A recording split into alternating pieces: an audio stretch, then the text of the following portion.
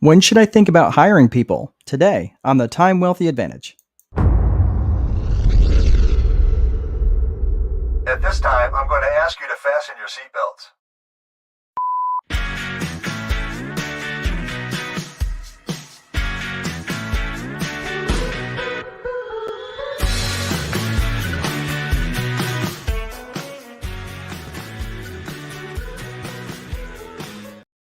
Hey everyone, welcome to the show. Welcome to the Time Wealthy Advantage.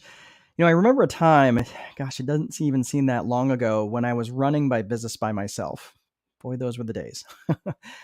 Yeah, I had helpers, which meant really I had contractors that I could rely on. But beyond that, all of the decisions about my business had to be run through me. I was the the information toll booth for everything to pass through. And this was a massive problem in a lot of ways. Um, First of all, I couldn't scale. I didn't dare take any time off, and God forbid I ever get sick.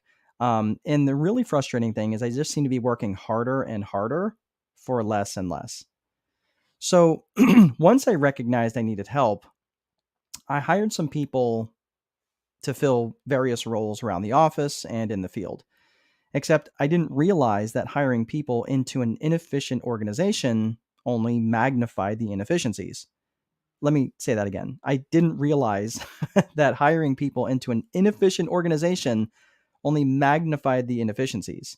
Things that I thought should only take a few minutes, or that it used to take me only a few minutes, somehow took someone else all day to do, right? If I sent a guy out to do a job that should have taken one guy just 4 hours to complete, somehow took two guys 10 hours to complete. How does that mathematically even make sense, right? Can anybody maybe relate to that sort of thing? So, after a few years of banging my head against the ground, I got rid of everybody and I started working my tail off. Um, but I still knew I needed to get some help. I knew that keeping that this pace, I wasn't going to be able to keep up this pace forever. It was just basically unsustainable. But I didn't even know where I needed help the most. I mean, was it answering the phones? Was it helping with the lead gen in the marketing? Was it the sales function or the accounting function?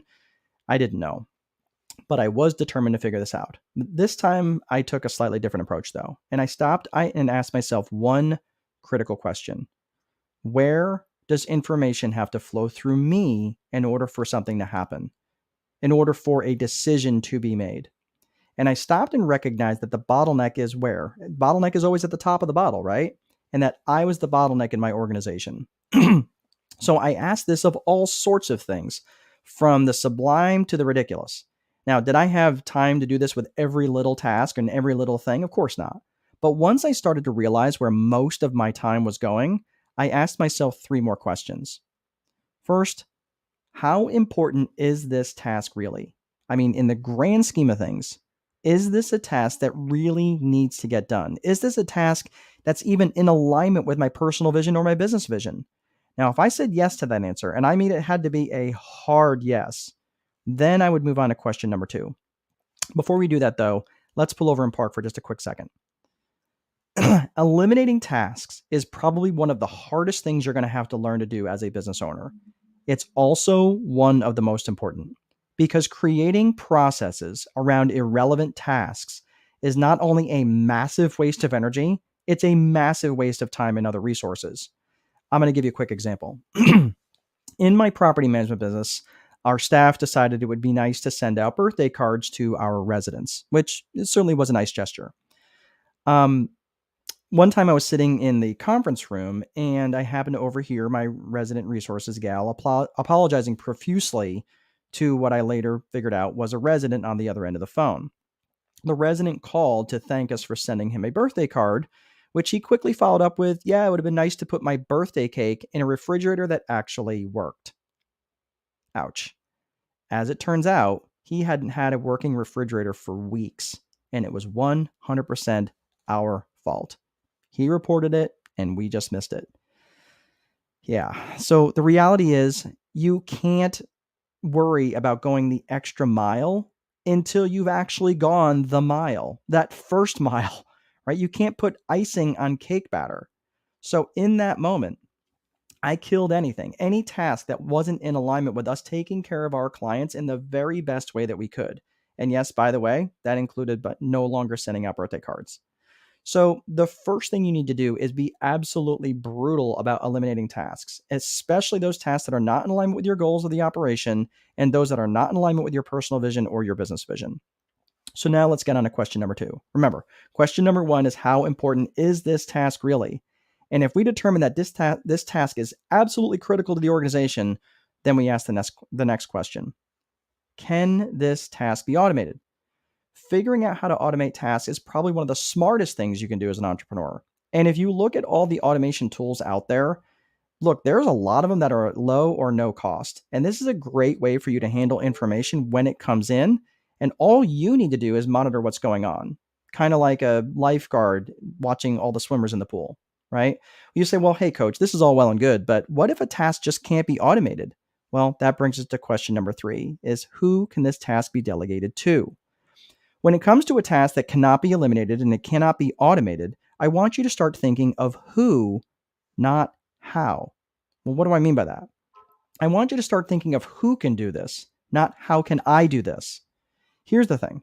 Most small business entrepreneurs that I've come in contact are really smart and they have a really solid work ethic.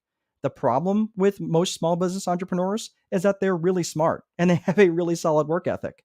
And because of that, when a task shows up that they don't know how to do, they stop and think, well, I'll just figure it out. And now that they've figured it out, it becomes a task that they own and they end up doing for themselves. As a result, they're often doing tasks that are way beyond the scope of what they should be doing. And it's not long before they're buried in hundreds of life-sucking tasks and they're overwhelmed.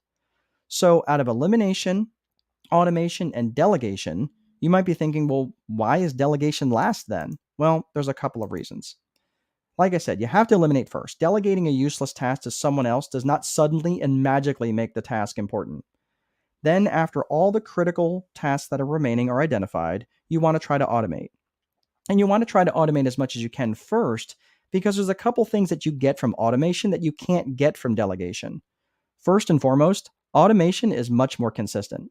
Delegation brings in the possibility of human error that automation pretty much eliminates. The other reason is that automation is also typically faster and cheaper than having a human do the same thing. Here's the important thing. You really need to have your ducks in a row, at least to a certain degree, before you start bringing in help. Hiring someone and walking them into a room and yelling, do work, and then running away is not going to help things. Remember, bringing someone into an inefficient organization is only going to magnify the inefficiencies. Again, anybody ever worked for the feds? I think you know what I mean. So consider using the VIP method when you have a clear personal and business vision of what you're trying to accomplish. Then you put the infrastructure in place that's in alignment with that vision, right? Your infrastructure is the desks, the chairs, the software, the computers and so forth. Then you create the processes that runs on that infrastructure that you built, and all of it stays in alignment with your business, with your vision for the future. All right. All right, everybody, that is all I have for today. If you found this helpful, please like the video as that helps me out. And if you're a small business owner or entrepreneur trying to gain a time wealthy advantage, go ahead and subscribe. I'll see you next time.